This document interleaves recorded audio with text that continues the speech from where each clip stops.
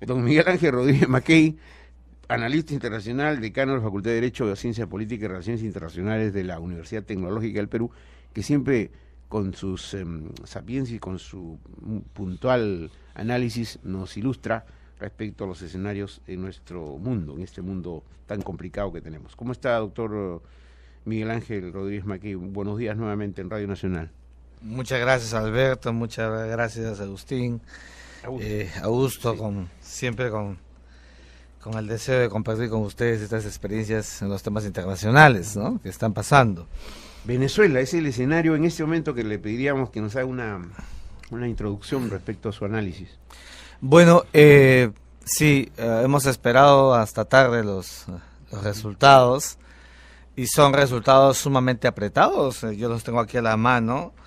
La diferencia es de 0,59%, o sea, un Maduro que alcanza 7.505.338 votos y un Capriles que alcanza también 7.270.403 votos. La diferencia, 234.000 votos, o sea, en términos de votación, son 19 millones de venezolanos que han ido a las urnas. Casi un empate. Es un empate técnico, prácticamente un empate. Entonces, estamos aquí, Alberto, frente a una situación que si en las próximas horas no se colige con una verdadera, un verdadero cotejo de voto a voto como ha pedido Capriles, estamos frente a una situación donde el tema de la legitimidad se pone en juego. Claro. A ver, hay razones para sostenerlo, porque también el contexto previo a las elecciones así lo ha dicho. El Consejo Nacional Electoral en Venezuela no ha tenido ningún reparo señalar su causa chavista.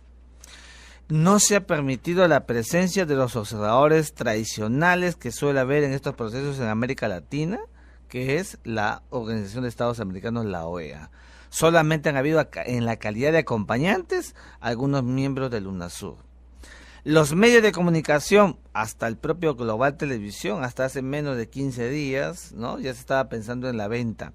Y los medios de comunicación prácticamente controlados. El mismo día de la votación se ha presentado durante el día, pareciera, movilizaciones con tendencias a manipular los votos. Hasta altas horas de la noche, o sea, arriba de las 6, que es la hora establecida por la ley electoral venezolana, las mesas de votación y las salas estaban abiertas. Entonces, todo este conjunto de situaciones, de hechos previos, ¿no es cierto?, ya advertían una cuestión bastante compleja, bastante difícil. Sumado ahora con un resultado sumamente apretado, yo creo que lo que viene adelante es la polarización de la realidad política en Venezuela, amén del tema económico que podríamos hablar también, que le va a suceder. Este es el contexto que se tiene al frente. Un presidente, cuando es elegido y no tiene legitimidad, normalmente ese presidente tiene debilidades hacia adelante que le van a impedir realmente ir en lo que se llama la estabilización de un buen régimen, porque la otra mitad de Venezuela está cuestionando la veracidad de los resultados. Capriles ha cuidado mucho de no hablar de fraude.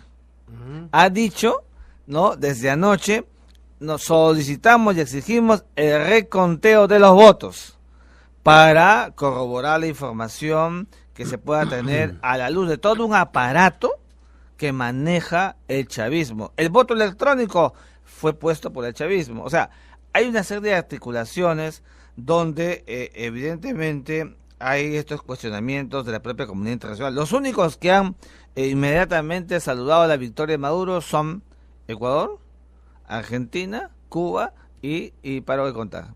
O sea, los países con los que precisamente Venezuela ha tenido una visible relación en el marco del ALBA, en el marco de los denominados petrocaribes, Caribes, etcétera, ¿no? Esta es la situación que encontramos en estos momentos en una Venezuela absolutamente polarizada. Doctor Mackey, de lo que usted está diciendo, prácticamente hay cierta duda en lo que viene a ser el resultado final de las elecciones en Venezuela. Habla usted de hechos previos, de un empate técnico, que Capriles no habla de que se haya habido, digamos, algún tipo de manipulación, etcétera.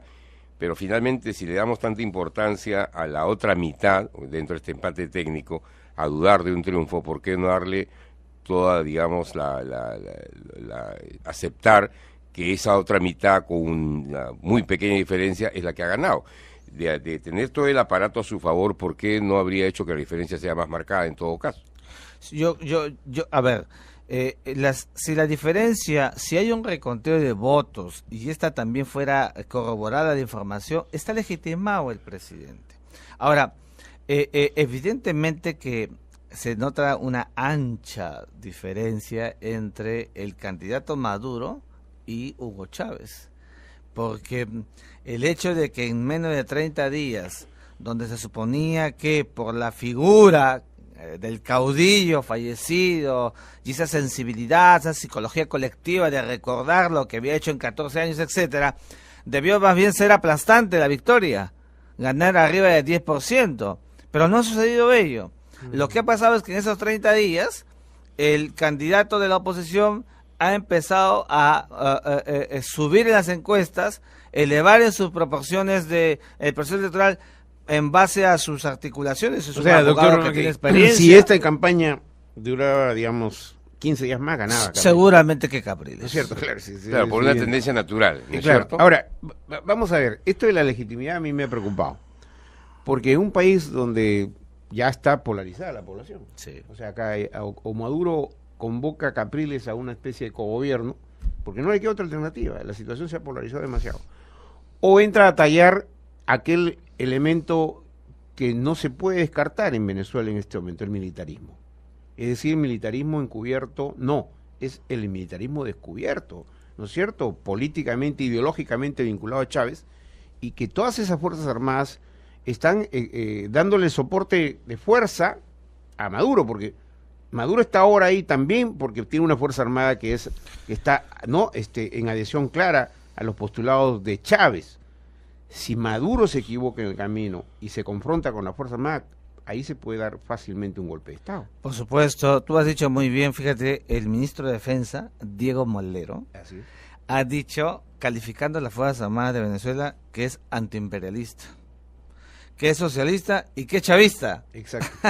Claro. O sea, existe filo comunista, digamos, pero filo cubana también. Sí, pero como tú muy bien has dicho, no es algo tácito, sino absolutamente manifiesto. Claro, claro. Entonces, claro, el poder en Venezuela, y de eso se encargó muy bien Chávez, de dejar dos alas, el ala civil en Maduro y el ala militar en Diosdado Cabello. Así es. Ese ala militar hoy día será el gran medidor del comportamiento político de Maduro.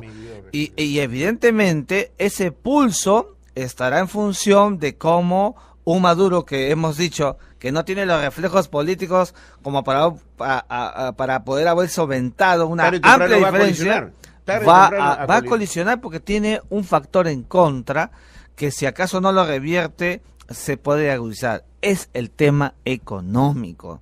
Venezuela está quebrada. Venezuela en los últimos 10 años registra más de 20% promedio de inflación y hoy día 32%. La devaluación del bolívar es del 32%. ¿A pesar de su petróleo? A pesar del petróleo, fíjate. ¿A pesar que Estados Unidos es su primer comprador? A pesar de todo ello, a pesar de que China le vende 600,000 barriles y con ellos el tercio es para pagar su deuda, lo que pasa es que todo el gasto público, ¿no es cierto?, está en función de ese 93% que le da divisas a Venezuela por el petróleo y no tiene reingreso porque todo se va en gasto para solventar las políticas populistas que han mantenido 14 años a Chávez en el poder. Ahora, recordando un poco la experiencia con el propio Chávez cuando hubo enfrentamientos con el sector de la población que no que para nada le gusta el gobierno o no le gustaba el gobierno de Chávez, polarizado como está el país, ¿no es cierto?, con esta diferencia mínima prácticamente en este empate técnico, ¿cómo va a ser el gobierno de Maduro de cara a los 6 años que le faltan? Fíjate, yo creo que va a ser un gobierno sumamente complejo por el mismo hecho que comienza con una falta de legitimidad, aun cuando esta legitimidad en las próximas horas, imaginemos la tesis de que haya un recuento de votos, no es un presidente que va a contar con el verdadero consenso nacional.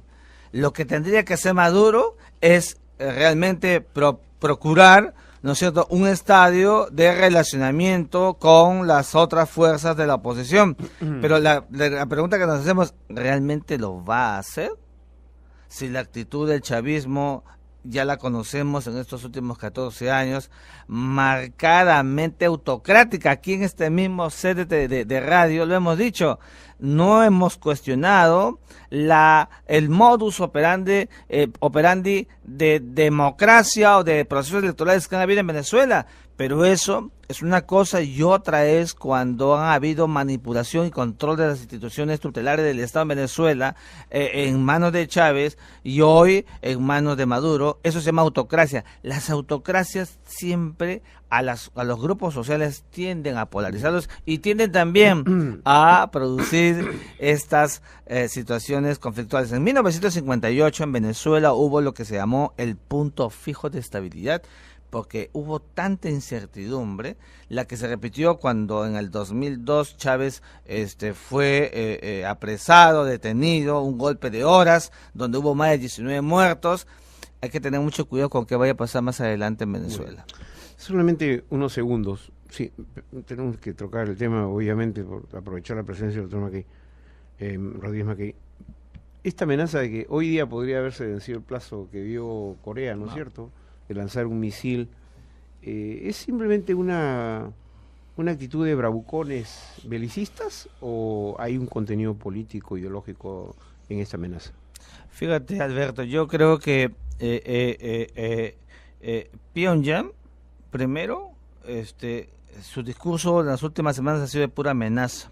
Puso calendario, fecha de ataque. Y nada de ello ha habido hasta el día de hoy. Yo creo que son dos cosas. Primero, esa actitud de amenaza es una actitud de amenaza que esconde el propósito central de este joven el líder, nieto del revolucionario de 1953.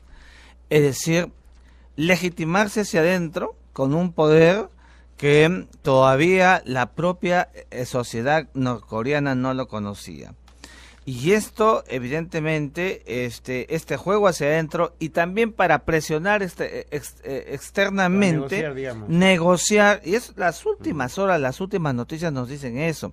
Hay el propósito de negociar, piden más alimentos, piden liberarlos de las sanciones que se han pero todavía no se ha negociado, en todo caso. No se ha negociado. Pero es la forma de esa presionar, estrategia, ¿no?, que dice usted de crecer hacia adentro, un poco como que le puede servir al revés, porque amenaza y no cumple la amenaza.